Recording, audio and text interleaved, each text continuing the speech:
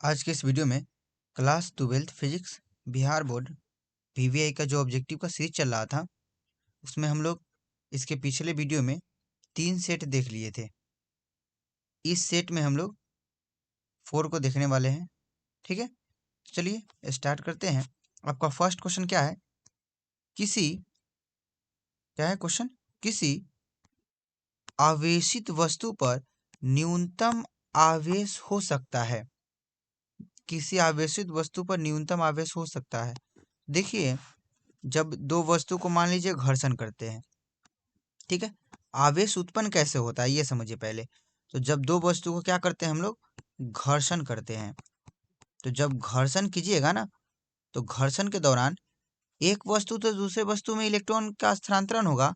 तो मान लीजिए यहाँ से इलेक्ट्रॉन निकला, ये इलेक्ट्रॉन कहाँ चला गया, यहाँ पे चला आया। तो जहाँ से इलेक्ट्रॉन निकला है उस पर कौन सा चार्ज आ जाएगा, प्लस, और आएगा किस पे, इस पे, जिस पे आएगा उसको उस पे कौन सा चार्ज आ जाएगा, माइनस आ जाएगा। तो यहाँ पे बोल रहा है कि किसी वस्तु पर न्यूनतम आवेश कितना हो सकता है। तो कम से कम कितने इलेक्ट्रॉन एक वस्तु से दूसरे वस्तु में जा सकते हैं, एक इलेक्ट्रॉन या दो इलेक्ट्रॉन या तीन इलेक्ट्रॉन। तो कम से कम कितना, एक। 0.4 तो 5 जाती नहीं है। 0.5 इलेक्ट्रॉन का मतलब कुछ हुआ ही नहीं। आधा आदमी का मतलब कुछ हुआ क्या, नहीं ना हुआ। तो किसी वस्तु से कितने इलेक्ट्रॉन जा सकती है, एक। तो एक इलेक्ट्रॉन किसी वस्तु से जाएगी, तो जहां से जाएगी उस पर कितना चार्ज आएगा, प्लस 1.6 गुने 10 के पावर माइनस 19 कूलम हो जाएगा। और जिस पे जाएगी, ठीक है, ठीक है, मतलब जहां से जा रही है उस पे प्लस में आएगा चार्ज, और जहां पे जाएगी उस पे माइनस आएगा। लेकिन कितना, 1.6 गुने 10 के पावर माइनस 19 कूलम। तो यही पूछा है, किसी आवेश पर वस्तु का न्यूनतम आवेश कितना होगा। मतलब किसी आवेशित वस्तु पे आवेश का न्यूनतम मान कितना होगा। तो वही 1.6 गुने 10 के पावर माइनस 19 कूलम। इसका आंसर ऑप्शन बी हो जाएगा। कम से कम एक इलेक्ट्रॉन के बराबर चार्ज होगा। ठीक है, चलिए अगला क्वेश्चन देखिए, क्या है, विद्युत क्षेत्र की तीव्रता का बीमा है। तो विद्युत क्षेत्र की तीव्रता का आपको बीमा बताना है। तो विद्युत क्षेत्र की तीव्रता का फॉर्मूला होता है E equal to F upon में Q। प्रति एकांक आवेश पर लगने वाले बल को विद्युत क्षेत्र की तीव्रता कहते हैं। बल का मात्रक क्या होता है, ए मात्रक, या समझते हैं ये, बल का मात्रक न्यूटन होता है, आवेश का मात्रक कूलम होता है, विद्युत क्षेत्र का मात्रक क्या होता है, एनसी इनवर्स होता है। लेकिन हमको निकालना है क्या है, बीमा निकालना है। तो बल का बीमा लिखते हैं तो ML इनवर्स 2 होता है, और आवेश का बीमा AT होता है। यहीं से हमको समझ में आ जाएगा, M का M रहेगा, L रहेगा, T ऊपर जाएगा तो T इनवर्स 3 हो जाएगा, A इनवर्स हो जाएगा। देखिए ML inverse 3 A inverse, option क्या हो जाएगा, ऑप्शन बी हो जाएगा इसका आंसर। ठीक है, यदि और भी मात्रक पूछे तो वोल्ट प्रति मीटर भी विद्युत क्षेत्र की तीव्रता का मात्रक होता है। चलिए अगला क्वेश्चन देखिए, धातु का प्रावैद्युतांक होता है। तो जो धातु का प्रावैद्युतांक होता है वो आपका अनंत हो जाता है। इसका आंसर ऑप्शन डी हो जाएगा। अगला क्वेश्चन, समांतर पट्टिका संधारित्र की धारिता का सूत्र है। तो समांतर पट्टिका संधारित्र की धारिता का सूत्र क्या होता है। तो देखिए संधारित्र क्या होता है, इस प्रकार का संधारित्र होता है, ठीक है। इसकी धारिता का फॉर्मूला क्या होता है, संधारित्र की धारिता का, तो C equal to cube upon में भी एक फॉर्मूला होता है। संधारित्र की धारिता का मात्रा क्या होती है, तो फैराडे होती है, ठीक है। फैराडे, या फैराडे को हम लोग ये भी बोल सकते हैं कूलम प्रति वोल्ट, या इसको ये भी कहा जाता है कूलम वोल्ट इनवर्स, ठीक है। अब धारिता का एक और भी मात्रक हो जाती है, जब दूरी, दोनों प्लेटों के बीच की दूरी क्या हो जाए, D हो जाए, और प्लेट का क्षेत्रफल A हो जाए, तो एक और भी धारिता का फॉर्मूला हो सकती है, क्या हो सकती है, C equal to epsilon naught A upon में D हो सकती है, ठीक है, एप्सिलॉन नोट A अपॉन में D। तो इसका आंसर ऑप्शन क्या हो जाएगा, A हो जाएगा। और भी हो सकती है, क्या हो सकती है, जब प्रावैद्युत माध्यम रखेंगे तो क्या हो सकती है, प्रावैद्युत माध्यम रखिएगा, इसके बीच में, संधारित्र के बीच में, तो क्या हो सकती है धारिता? तो ये हो सकती है C इक्वल टू के एप्सिलॉन नॉट ए अपॉन में डी, ए भी हो सकती है। ठीक है, संधारित्र से कुछ बात और भी याद कर लीजिएगा कि जो संधारित्र की जो में संचित ऊर्जा होती है वो U इक्वल टू 1/2 CV² होती है। इसी को हम लोग ऐसे भी लिख सकते हैं, U इक्वल टू 1/2 Q भी लिख सकते हैं, या इसी को हम लोग U equal to Q² upon में 2C भी लिख सकते हैं। ठीक है, इस बात को हम आप लोग ध्यान में रखिएगा। ऊर्जा घनत्व का फॉर्मूला यदि पूछ ले, ऊर्जा घनत्व का फॉर्मूला, तो वो क्या होता है? तो 1/2 एप्सिलॉन नॉट E² भी होता है। समझ में आया? यहाँ से ध्यान में रखिएगा। ये किसका हुआ? ये ऊर्जा घनत्व का फॉर्मूला हुआ, ऊर्जा घनत्व का। ठीक है, कोई दिक्कत नहीं, समझ रहे होंगे आशा करते हैं। चलिए अगला क्वेश्चन, प्रतिरोधों के श्रेणी क्रम में कौन सी राशि समान रहती है? तो प्रतिरोधों के श्रेणी क्रम, देखिए प्रतिरोध के श्रेणी क्रम हम लोग जोड़िएगा इस प्रकार से। ठीक है, इस प्रकार से हम लोग जोड़ते हैं प्रतिरोधों का श्रेणी क्रम, मतलब एक प्रतिरोध से दूसरे प्रतिरोध। ठीक है, तो ये आपका श्रेणी क्रम हुआ। ठीक है, तो क्या होगा, यहाँ पे R1 प्रतिरोध है, R2 प्रतिरोध है, R3 प्रतिरोध है। तो धारा जो होती है ना, धारा, तीनों में धारा सेम होती है। ठीक है, तो यहाँ पे प्रतिरोधों के श्रेणी क्रम में कौन सी राशि समान रहती है? तो धारा समान रहती है। अलग क्या होती है? तो यही विभवांतर जो होती है वो अलग अलग हो जाती है। ठीक है, विभवांतर क्या हो जाती है? अलग अलग हो जाती है। तो हम लोग क्या यहाँ पे लिख सकते हैं, एक बात याद कर लीजिए कि जो धारा होती है किस में? श्रेणी क्रम में। प्रतिरोधों का जब श्रेणी क्रम होता है उसमें धारा क्या होती है?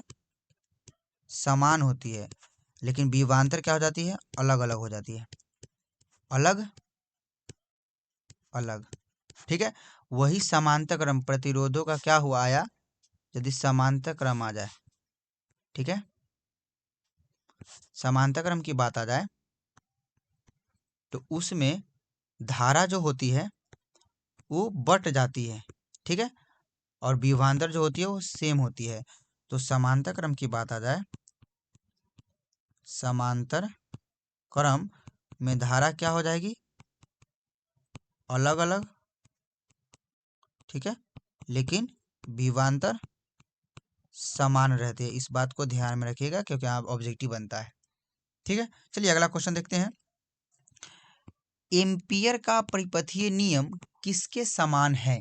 तो एम्पियर का जो परिपथीय नियम होता है वो गॉस के नियम के समान होता है। ठीक है, बता देते हैं एम्पियर का परिपथीय नियम कहते किसको, ये समझिए। तो निर्वात में किसी बंद परिपथ के चारों ओर चुंबकीय क्षेत्र का रेखीय समाकलन क्या बोलते हैं?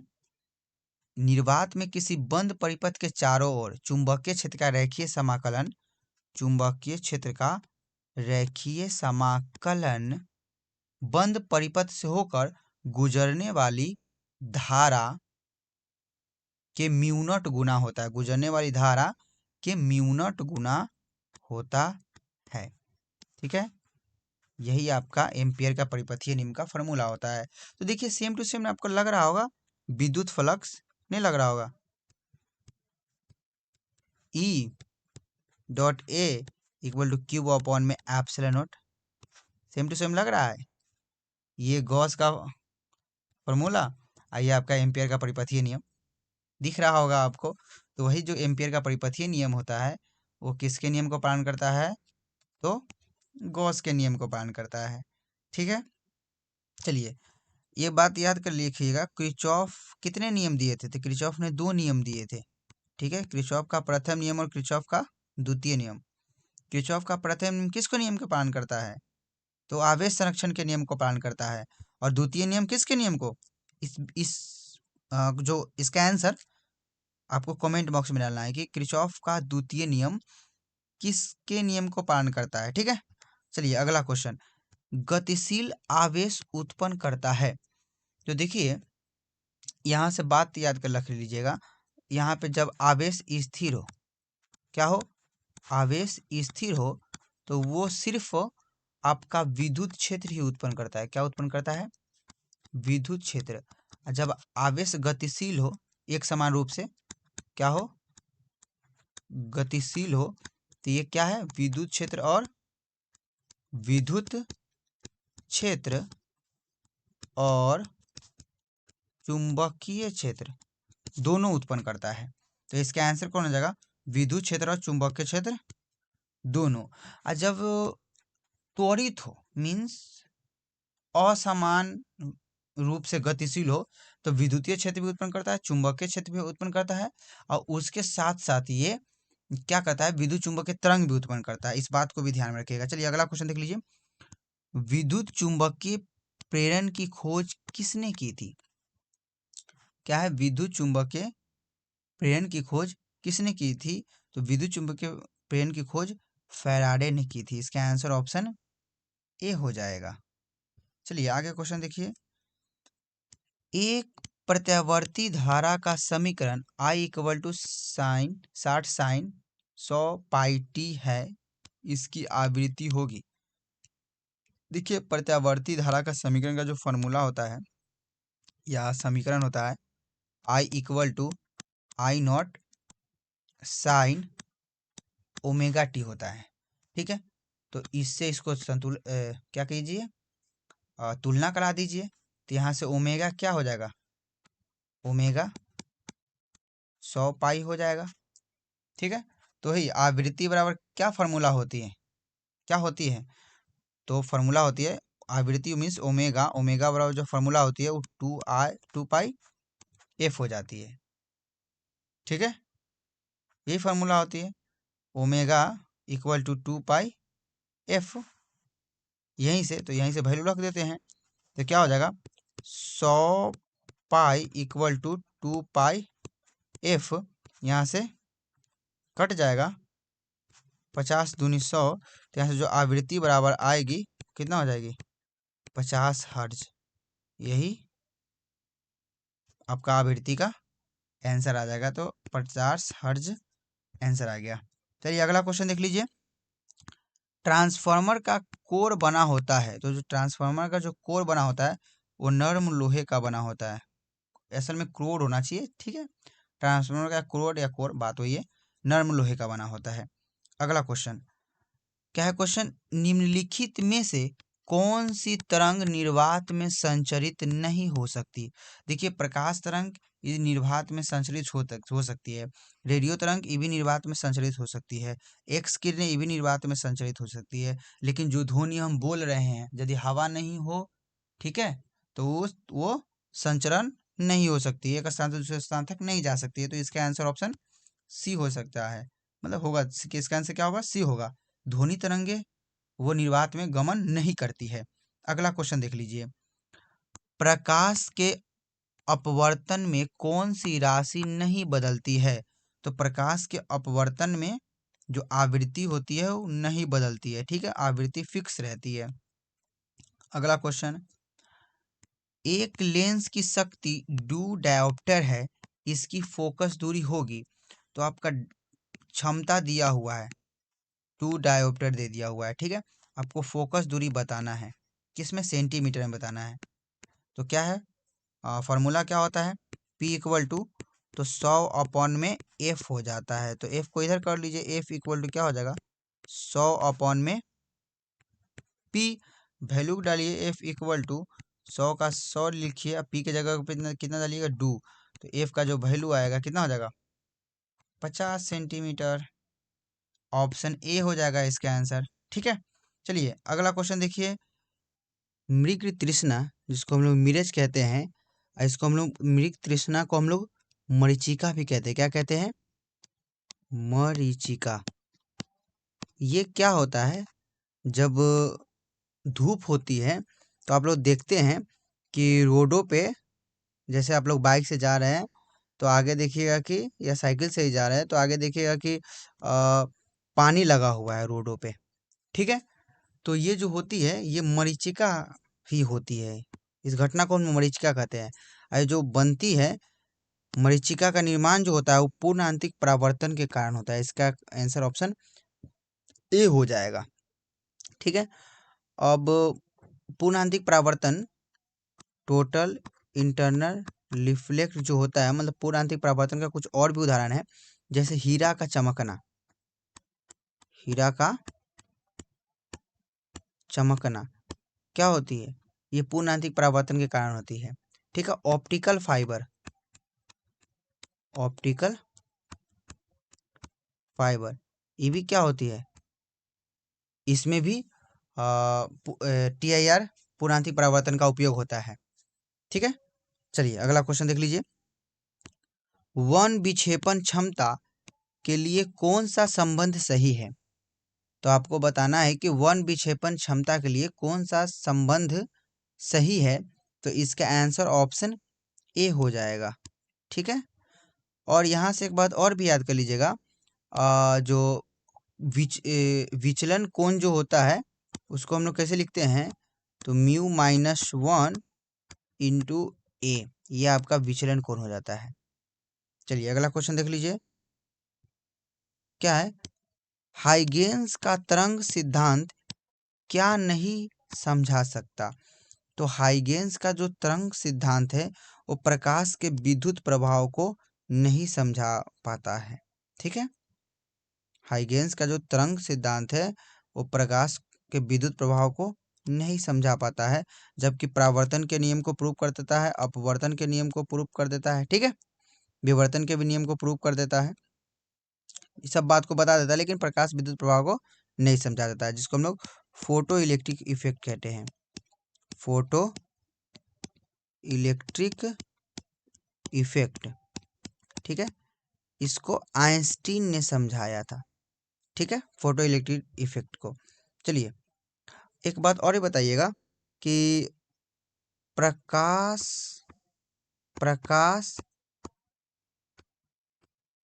को कणीय प्रकृति के रूप में किसने माना है?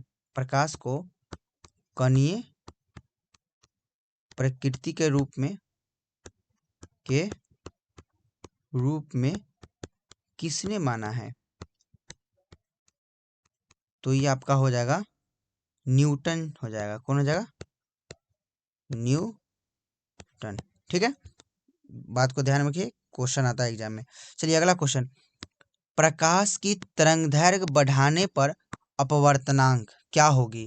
तो देखिए जस्ट इसका उल्टा रिलेशन होता है। जब आप क्या तरंगदैर्घ्य को बढ़ाते हैं, लेमडा को बढ़ाइएगा, तो अपवर्तनांक जो होती है वो घटती है।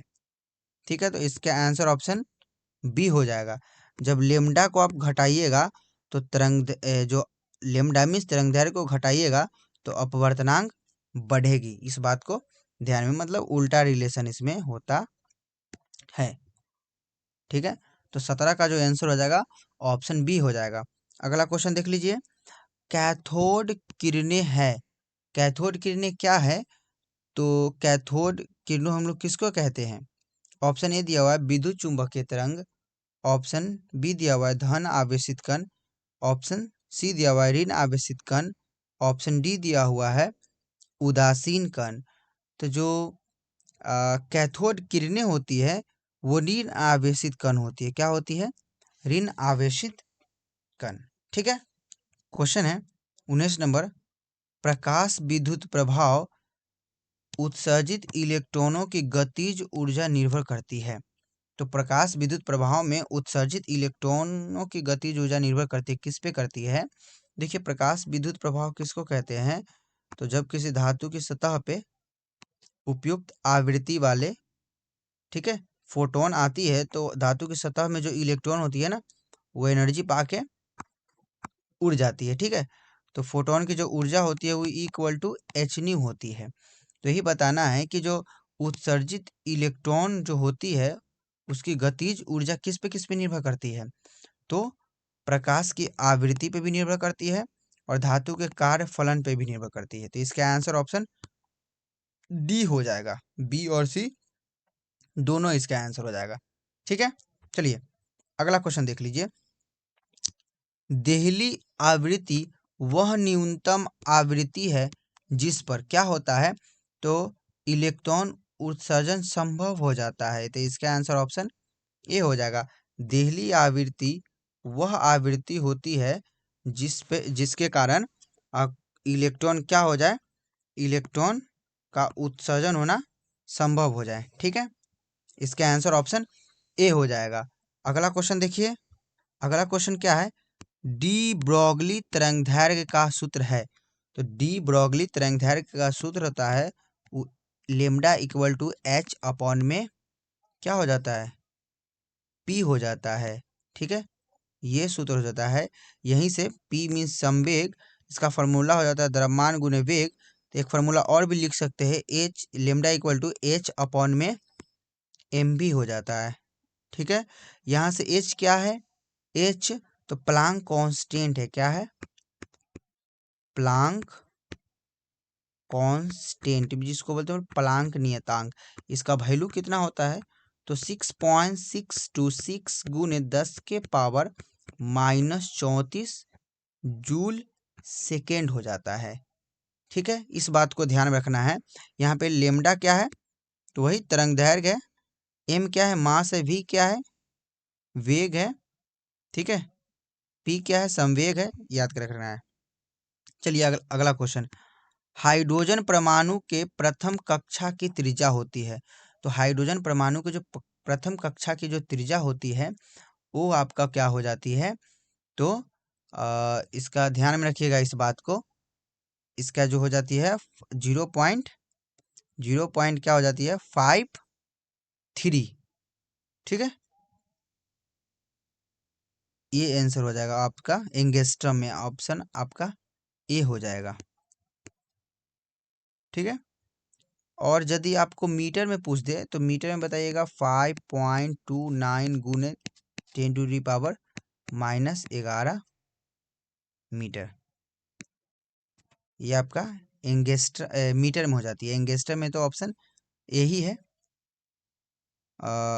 जिस ऑप्शन का हिसाब दिया हुआ है 0.53 एंगस्ट्रम। और भी यदि देखिए त्रिज्या निकालना हो, किसी एक इलेक्ट्रॉन की बात हुआ ही हो, किसी एक इलेक्ट्रॉनीय परमाणु के लिए निकालना हो त्रिज्या, तो होता है 0.529 इंटू एन स्क्वायर अपॉन में जेड, किसमें आ जाएगा, एंगस्ट्रम। यही फार्मूला होता है निकालने का। चलिए अगला क्वेश्चन देख लीजिए। क्वेश्चन है, नाभिकीय रिएक्टर में नियंत्रक छड़ें किसकी बनी होती है। तो नाभिकीय रिएक्टर में जो नियंत्रक छड़ें होती है वो आपका किसकी बनी होती है, तो ये आपका कैडमियम की बनी होती है। इसका आंसर ऑप्शन ए हो जाएगा। अगला क्वेश्चन देखिए, द्रव्यमान ऊर्जा संबंध E equal to m c square, E equal to m c square, ठीक है, किसने दिया था, तो E equal to m c square scientist, कौन साइंटिस्ट दिया था, तो आइंस्टाइन ने दिया था। ठीक है, बहुत फेमस है ये समीकरण। ठीक है, किसी वस्तु को प्रकाश की चाल के स्क्वायर के वेग से आप गति कराइएगा तो मास जो है वो किस में बदल जाएगा, एनर्जी में बदल जाएगा। ठीक है, चलिए अगला क्वेश्चन, अर्धचालक में ताप बढ़ाने पर उसका प्रतिरोध होता है। तो जब सेमीकंडक्टर के टेम्परेचर को आप बढ़ाइएगा, सेमीकंडक्टर के टेम्परेचर को बढ़ाइएगा ना, तो जो आपका प्रतिरोध होती है वो घटती है। क्या होती है, घटती है। तो इसका आंसर ऑप्शन बी हो जाएगा। ठीक है, सेमीकंडक्टर को मीन्स अर्धचालक के तापमान को बढ़ाते हैं तो प्रतिरोध घटती है और धारा बढ़ जाती है उसमें, इस बात को ध्यान रखना है। ठीक है, चलिए अगला क्वेश्चन, एन टाइप अर्धचालक बनाने के लिए मिलाई जाने वाली अशुद्धियों की संयोजकता होती है। तो देखिए एन टाइप में हम लोग जो मिलाते हैं उसको हम लोग बोलते हैं ग्रुप 15, जिसको हम लोग बोलते हैं पंच संयोजी। क्या कहते हैं, पंच संयोजी तत्व का मिलाने की प्रक्रिया को हम लोग डोपिंग कहते हैं। तो पंच संयोजी तत्व को हम लोग मिलाते हैं। ठीक है, तो पंच संयोजी ऑप्शन क्या हो जाएगा, सी इसका आंसर हो जाएगा। ठीक है, यदि पी टाइप हो जाए तो पी टाइप में ग्रुप 13 के तत्व को मिलाया जाता है, जिसको हम लोग त्रिसंयोजी कहते हैं। क्या कहते हैं, त्रिसंयोजी। चलिए अगला क्वेश्चन देख लीजिए, क्या है आपका क्वेश्चन। एंड गेट का बूलियन व्यंजक है। तो देखिए आपका मूल गेट की संख्या कितनी होती है, मूल गेट की संख्या, वो आपका मूल गेट की संख्या 3 हो जाती है। कौन 3, कौन कौन, तो और गेट, एंड गेट और नॉट गेट। और गेट का बूलियन व्यंजक क्या होता है, तो y equal to A plus B. And gate का बूलियन व्यंजक y equal to A into B. Not gate का बूलियन व्यंजक y equal to A bar हो जाती है। ठीक है, तो आपको एंड गेट का पूछा है तो क्या होती है, y equal to A into B, तो y equal to A into B, option क्या हो जाएगा, बी हो जाएगा। अगला क्वेश्चन, आकाश तरंग संचरण आधारित है।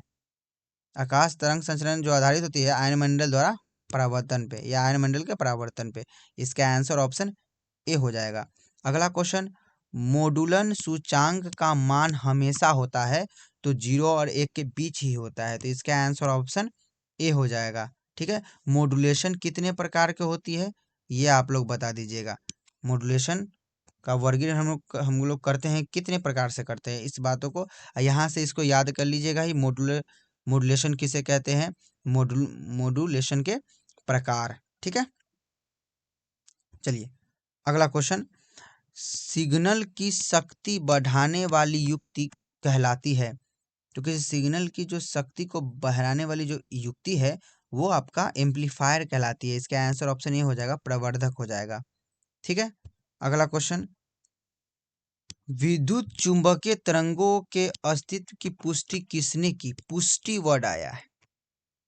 ठीक है, विद्युत चुंबकीय तरंगों के अस्तित्व की पुष्टि किसने की, तो हर्ट्ज ने की है। किसने की है, हर्ट्ज ने। और सिद्धांत आगे जाके सिद्धांत मैक्सवेल ने दिया था। किसने दिया था, आगे जाके सिद्धांत मैक्सवेल, लेकिन जो पुष्टि जो है वो हर्ट्ज ने की है। चलिए अगला क्वेश्चन, गामा किरणों की भेदन क्षमता सबसे अधिक होती है क्योंकि, गामा किरणों की भेदन क्षमता सबसे अधिक होती है क्योंकि इनकी आवृत्ति बहुत अधिक होती है। इसका आंसर ऑप्शन सी हो जाएगा।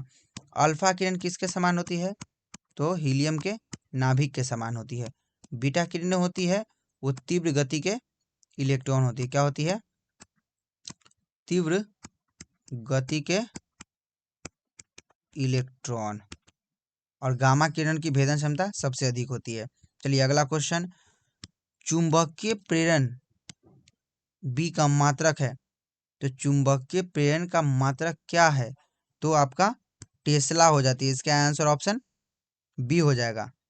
ठीक है, चुंबकीय फ्लक्स का मात्रक वेबर होती है। क्या होती है, चुंबकीय फ्लक्स, चुंबकीय फ्लक्स का मात्रक वेबर हो जाती है। फैराडे किसका मात्रक होती है, संधारित्र की धारिता का, संधारित्र की धारिता का मात्रक फैराडे हो जाती है। हेनरी किसका मात्रक होती है, तो स्वप्रेरण अन्योन प्रेरण, इसका मात्रक क्या होती है, स्वप्रेरण, इसका मात्रक क्या हो जाती है, तो हेनरी हो जाती है। ठीक है, चलिए अगला क्वेश्चन, एक एमयू के तुल्य ऊर्जा होती है, तो एक एमयू के बराबर कितनी ऊर्जा होती है, तो 931 मतलब 931.5 मेगा इलेक्ट्रॉन वोल्ट होती है। इलेक्ट्रॉन वोल्ट किसका, ऊर्जा का मात्रक। ठीक है, जैसे इसी को हम लोग जूल में लिखना होगा तो इसे भी लिख सकते हैं 1.494 इंटू 10⁻⁻10 जूल। ठीक है, तो इसमें तो आपको इसी में दिया हुआ है, तो पॉइंट में तो 5 है नहीं, लेकिन 931 कहीं दिया हुआ है तो दिया हुआ है, ऑप्शन बी हो जाएगा।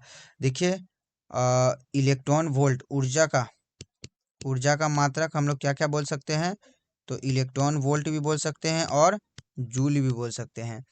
तो एक इलेक्ट्रॉन वोल्ट बराबर होती है 1 पॉइंट कितना होती है, एक इलेक्ट्रॉन वोल्ट बराबर 1.6 गुने 10 के पावर -19 जूल हो जाती है।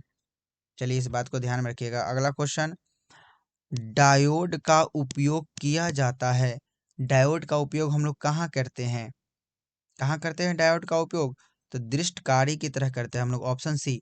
देखिए डायोड का उपयोग वहाँ पे भी किया जा सकता है, हम लोग एसी करंट को डीसी करंट में बदलने के लिए भी कर सकते हैं, या एक तरफ करंट को जाने के लिए, जैसे एक तरफ किसी करंट को हमको प्रवाहित करना है दूसरी तरफ ना आए, तब भी हम लोग डायोड का उपयोग कर सकते हैं। ठीक है, तो डायोड का उपयोग हम लोग दृष्टकारी के रूप में करते हैं। चलिए ठीक है, तो आज का वीडियो आपका समाप्त हुआ। इस वीडियो में हम लोग 35 क्वेश्चन को देखे हैं। यदि वीडियो अच्छा लगा होगा तो इस वीडियो को आप लाइक कर सकते हैं, सब्सक्राइब कर सकते हैं, अपने दोस्तों में शेयर भी कर सकते हैं। और आगे भी नेक्स्ट पार्ट आएगा, पार्ट 5 को हम लोग देखेंगे। ठीक है, तो ऐसा ही आसान आसान सा सेट है जो आपके एग्ज़ाम को और आपके रिवीजन को तो ये बहुत ही हद तक अच्छा कर देगा। ठीक है, तो चलिए इस वीडियो में हम लोग इतना ही तक रहने देते हैं। वीडियो देखने के लिए धन्यवाद।